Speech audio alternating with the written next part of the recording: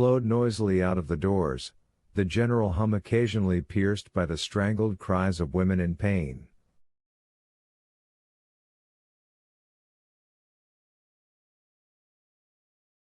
Pickpockets, hat brims pulled low, worked hard and with steady concentration, their skilled hands slipping expertly between sticky clumps of compressed human flesh.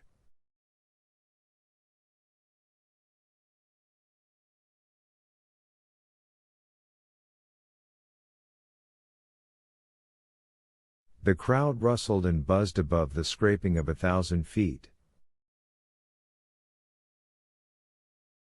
O Lord God, Jesus Christ, Holy Mary, Queen of Heaven. I wish I hadn't come. What is supposed to be happening? I don't care if you are being crushed. My watch. My silver watch. It's gone. I only bought it yesterday. This may be the last service in this cathedral. What language were they holding the service in? I didn't understand. In God's language, dear. It's been strictly forbidden to use Russian in church anymore.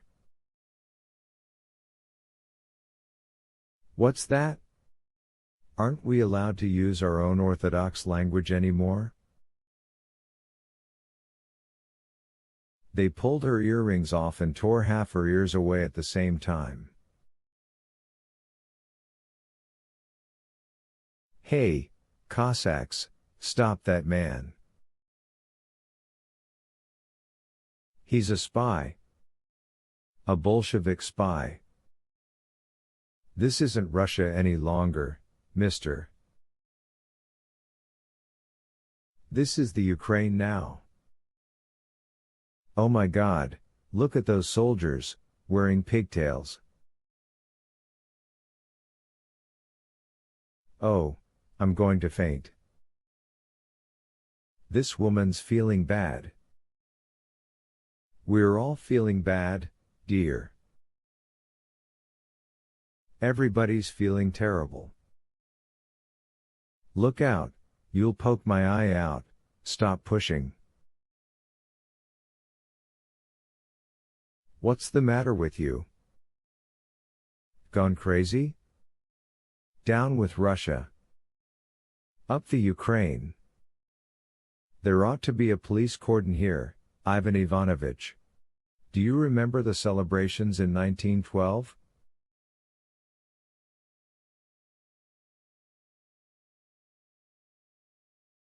Ah, those were the days. So you want Bloody Nicholas back again, do you? Ah, we know your sort, we know what you're thinking. Keep away from me, for Christ's sake. I'm not in your way, so keep your hands to yourself. God, let's hope we get out of here soon, get a breath of fresh air. I won't make it. I shall die of suffocation in a moment. Like soda water from a bottle, the crowd burst swirling out of the main doors.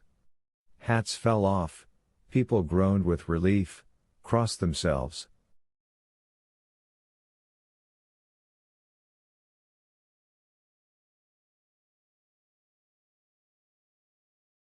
Through the side door, where 2 panes of glass were broken in the crush, came the religious procession, silver and gold, the priests breathless and confused, followed by the choir.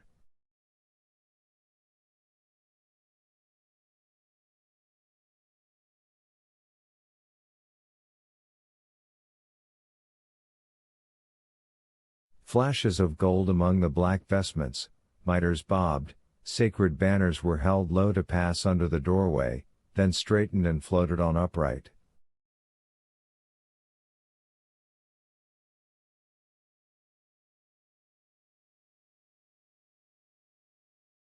There was a heavy frost, a day when smoke rose slowly and heavily above the city.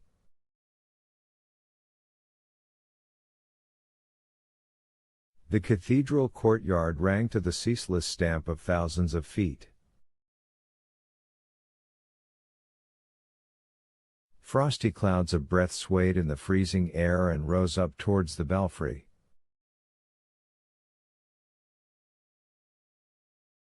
The great bell of St. Sophia boomed out from the tallest bell tower, trying to drown the awful, shrieking confusion.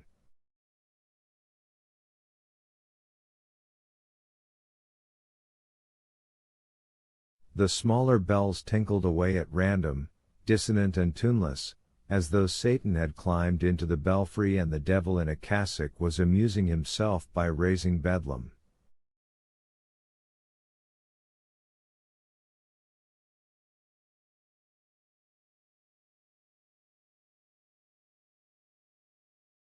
Through the black slats of the multi-storied belfry, which had once warned of the coming of the slant-eyed Tartars, the smaller bells could be seen swinging and yelping like mad dogs on a chain.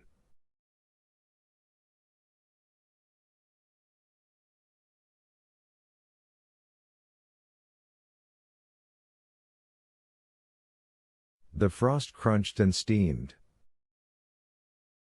Shocked by noise and cold, the black mob poured across the cathedral courtyard.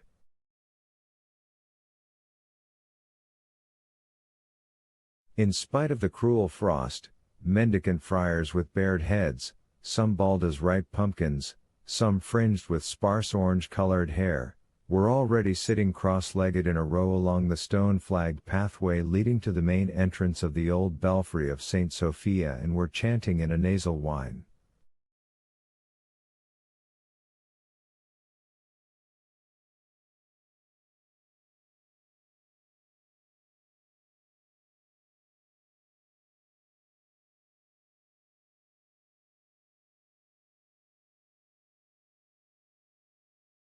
Blind ballad singers droned their eerie song about the Last Judgment, their tattered peaked caps lying upwards to catch the sparse harvest of greasy ruble bills and battered coppers.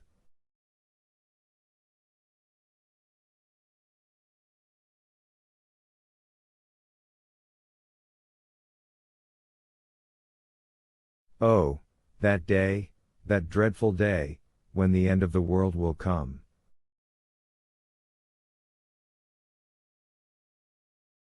The Judgment Day. The terrible heart-rending sounds floated up from the crunching, frosty ground, wrenched whining from these yellow-toothed old instruments with their palsied, crooked limbs.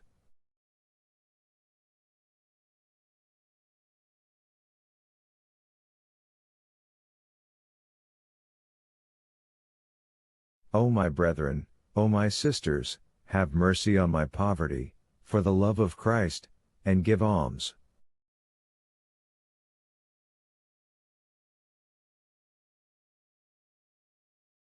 Run on to the square and keep a place, Fedosey Petrovitch, or we'll be late.